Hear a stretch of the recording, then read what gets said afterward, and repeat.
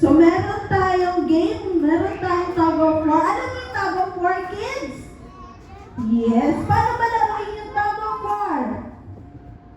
Nagpupull ng rope. Malalamog ka dito sa likod. Ayun. So, ito ang ating center. May mukha ni Lala. Pag nagbilang ako ng 3 to 1, then get the rope. And 3, 2, 1, go! Pull! So, yung rope ay na kay Kuya Hardy. Siya ay may 1 point. Whoever wins 2 points, that will be our winner sa game na tug of war. Ayan. Yes, Lala. Thank you po, Kuya Harlan, Ate Shara. Sit down na po. So, meron